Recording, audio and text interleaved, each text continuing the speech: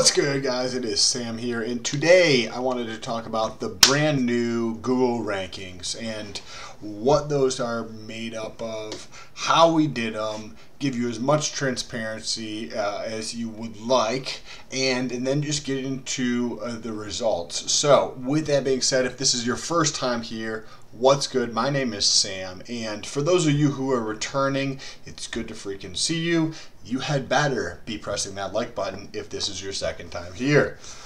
So let's jump right in, and who we are talking about, as you saw on the first slide, is the 10 candidates who are running for president who are in the past debate. This coming debate, there's actually going to be more candidates more than likely. So I think Tom Steyer has he's going to be in the October debate, and somebody else, and the DNC is actually going to be putting it on one night, I think. It's probably better for ratings that way. So these are who we are ranking, and the reason that we actually created this is because of what we have, right? So I've got two states up here, right? These are the two analysis videos that we did, and if you'd like to check those out, go back to the channel and check them out. But we did a primary for New York and a caucus for Ohio to come up with the results. That's roughly about 23.5 million people that live in those two states combined. And so what I did is I pulled up the Democratic Party process for the caucuses in Iowa, and I just wanted to read you a paragraph right here. Where each precinct divides its delegates. Make sure you can read this. Yep, okay. Each precinct divides its delegates' seats among the candidates in proportion to its caucus goers. Cool, that sounds good. Participants indicate their support for a particular candidate by standing in the designated area of the caucus site. So we're about to play musical chairs. And an area may also be designated for undecided participants, so we include people who are undecided. That's good. And then for roughly 30 minutes, participants try to convince their neighbors to support their candidates. Like, I'm not making this up. This is actually how it's done. So you bring your potluck so that you don't end up with 2 bowls of macaroni and cheese, because you're just going to be hanging out with your neighbors.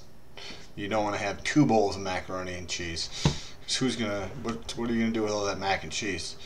Like, this is, I'm making light of it, but this is exactly how it takes place. Like, this is part of the process in electing our government officials. So now let's take a look over here. Sorry, I keep going back and forth. I want to make sure you can see. This is the process for New York in the Democratic primary.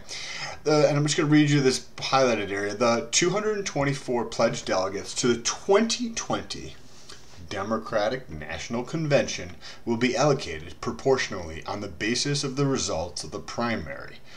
Cool. Makes sense. Of the 224 pledged delegates, between 5 to 10 are allocated to each of the 27 different congressional districts. So there's a bunch of different districts, and they split them up, maybe based upon population in the districts. I don't know. And then we're going to finish out this whoops, I accidentally clicked that. We're going to finish out this last little bit here. Right here. Whoops. This is where we're going to finish up. Another 37 are allocated to party leaders and elected officials.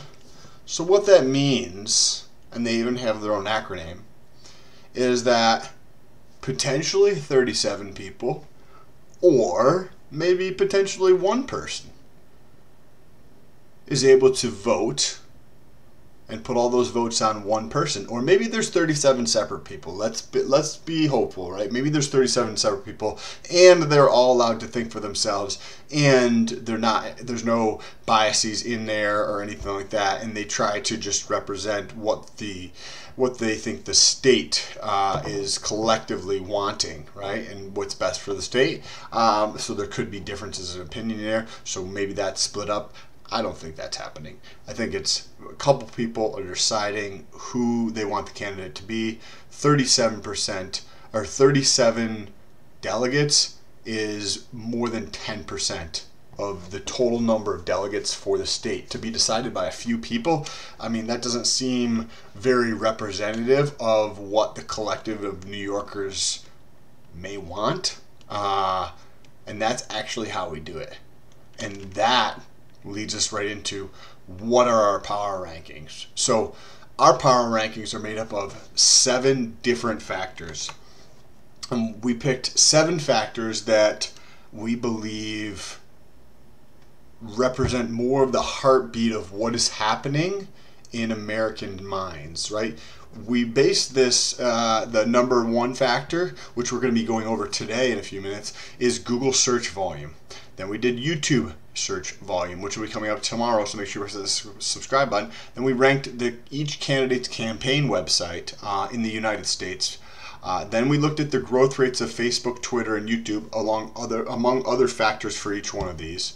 And lastly, we looked at their donations.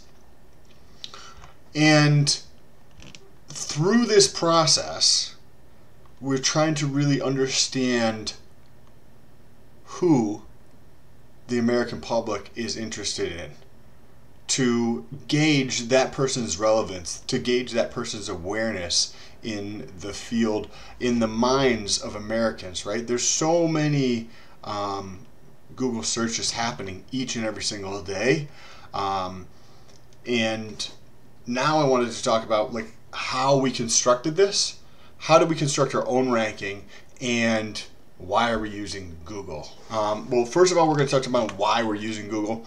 If you just do a quick Google search to list, this is a list of the most popular websites according to Wikipedia. So they pulled the data from Alexa and SimilarWeb, which are 2 websites that track different statistics on websites, like how long people have been there, page views, and the time on the site, and the popularity of the site. And on both of these, Google is ranked number 1 on the entire planet, and number 1 in the US as well. And the amount of search volume per minute, let alone per day, is absolutely crazy. So how do we check that search volume? Well, I just pulled up Google Trends here. So Google Trends, you put in the candidates' names here across the top, and then you search, right? So just given these 5 here, we have Bernie Sanders, Joe Biden, blah, blah, blah. So we work through that list accordingly. And then we take a look at, we have YouTube. So we do the YouTube for tomorrow. So this is actually the Google search. So this is web search. And we look at the 12-month, right, on the web search. Then we look at the 90-day. Then we look at the 30-day. And when we do this comparison, we get a stack ranking at the 12-month of the most relevant or most aware candidate in the field. Then again, we get another stack ranking at the 3-month, from the first to the last in terms of the search volume. We do it one more time at the 30-day. And then we take an average of those 3. So what that average is 25% of the 12-month, 25% of the 3-month, and 50% of the 30-day. Because in my opinion, the 30-day holds most of the relevant information. There's more relevant information in the most recent 30 days than there was in the 12-month or in the 90-day, just because it is more recent. And it holds more value, in my opinion. And that's why we did that ranking, to represent more what is happening today than what was happening 12 months ago, right? Because a lot of stuff has changed. So lastly, you might be wondering, we'll get to the fucking rankings, Sam. And I just wanted to point out this little track we have around here. And look at this guy, he's running so fast. So now with that being said, let's get over to the rankings. So top 5, we have Joe Biden. That's a new person in the waiting.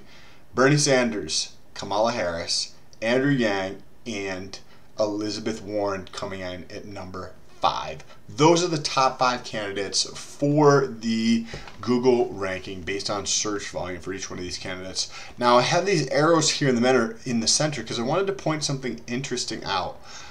With all that stuff that's happening with Joe Biden and all that shady stuff that he's doing to like manipulate what's going on and help his family out, the search volume he's benefited from the search volume. Now, what I'm curious is when we get to the Facebook, the Twitter, and their YouTube rankings, I'm curious to know what the response will be if people will be unfollowing because it's breaking the trust in terms of I think he's just kind of put the nail in the coffin of his success in this candidacy. I don't think we'll see, but I feel like he's already put his foot in his mouth so many times, and this just breaks even more trust that he's just part of the establishment, and I don't think that is really what people want. So even though he's ranked well on the Google rankings, I'm curious to see how the other social factors would play, because the negative side of it could be offset from just the sheer amount of exposure associated with this, and seeing if that's actually going to help him, because if he has enough exposure, then the people that were leaving could be offset by that, and that is actually, I think, what's probably going to happen. But I am curious to see the data when that's coming out later this week. So if you want to see that, make sure you press that subscribe button. The also interesting thing is there was a inverse relationship with Bernie Sanders, because Bernie Sanders has exact opposite. Right at the 365, he's ranked number 1, and then he's ranked number 3, and Joe Biden was number 3, and then he comes down to 2, where Joe Biden gets better, Bernie Sanders gets worse. So that was the comparison that we noticed here. Andrew Yang has had the same. Pete has lost a spot over the past 30 days. So this is the 3rd round of this ranking. We're going to have another one probably in about 2 weeks or so. So don't forget to subscribe over that time period. One of the interesting charts to take a look at here is we have all the people who have gained or lost spots. So we have in the middle here at the bottom, we have the 0 line, and this shows us who has gained and who has lost. So Pete lost 1 spot, Kamala lost 1 spot, and Bernie Sanders lost 1 spot. Joe Biden jumped up 2 spots because of this, and Julian Castro jumped up 1 spot. So I think these rankings will be very interesting to see how this starts to affect some of the other factors in our power rankings. So if you want to follow along with all that, make sure you press that subscribe button and that bell notification. And before I get into answering some of the comments and responding to some of the comments, which we do at the end of the videos, I want to tell you how you can get your comment on the video to be talked about. Leave the hashtag STOLT at the beginning of your comment and leave some thoughtful, considerate, or meaningful information or in terms of perspective down below, or just your opinion down below, and we can put that at the end of the next video. And if you want to jump over to Instagram, there's a link in the description. Now, with that being said, let's get over to our comments. Okay, so I don't see anybody using that here. Okay, so let's go to this. This is from Kaya Kitman. Thank you, Kaya Kitman. I appreciate that. Yang is the only 2-term president that isn't corrupt or part of the corrupt establishment.